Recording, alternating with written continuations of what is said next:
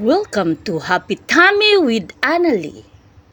Hello mga ka-Happy Tummy, ginisang mushroom tayo for this video. Ito lang mga ingredients natin mga ka-Happy Tummy. Mushroom, onions, garlic, tomatoes, bell pepper at ang paa ng manok. Yung legs of the chicken natin are lemongrass. Sa mainit na kaldero, maglagay tayo ng kunting mantika. So, hintayin lang natin na maging mainit siyang ng konti.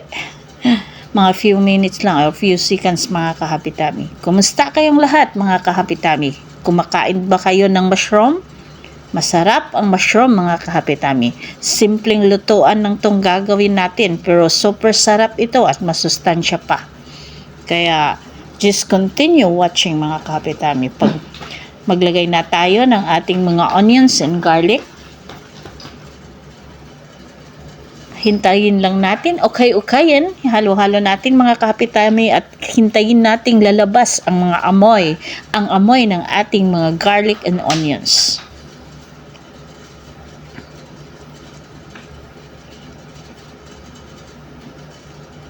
Okay-ukayan lang, halo-halo lang natin, paamuyin pa natin.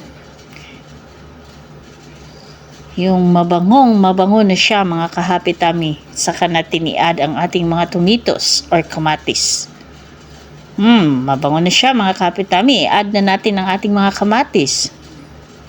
So, depende sa inyo mga ka-Happy Tummy kung gusto nyo bang maraming kamatis or hindi. Sa amin ngayon, mahal ang kamatis kaya hindi ako gumamit ng maraming kamatis. Isang malaking kamatis lang, sapat na. Okay-ukayan. Halo-haloin lang. Super easy lang ang paggisa ng mushroom mga ka-Happy Tummy. This time, i-add na natin ang ating mga mushroom. So, itong mushroom na to mga ka-Happy Tummy, half kilo lang to. Pero, okay na to. Solved na ang ulam namin for our lunch. For this half kilo of mushroom. Ihalo natin. Halo. Try nyo to mga ka-Happy Tummy. Tapos, mag-add na tayo ng ating mga pampalasa. So, sa akin, gumamit lang ako ng tuyo or the soy sauce at saka ang ating pampalasa na konting yan lang gagamitin natin sa ginisang mushroom mga ka-Happy Tummy.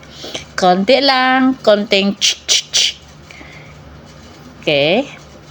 So, ihalo natin at takpan. Hintayin natin ng mga few minutes. Time to time, ihalo-halo natin. So, ito na siya mga ka-Happy Tummy. Luto na tong mushroom natin. I-check natin ngayon ang lasa niya. Kung tama na ba ang lasa ng ating mushroom.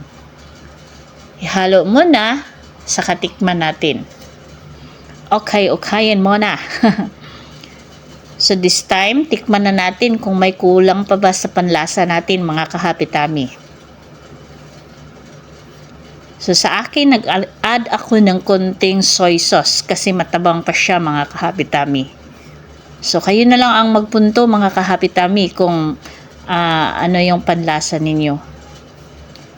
So nag-add lang ako ng konting soy sauce. Tapos, in-add na natin yung mga red bell pepper natin.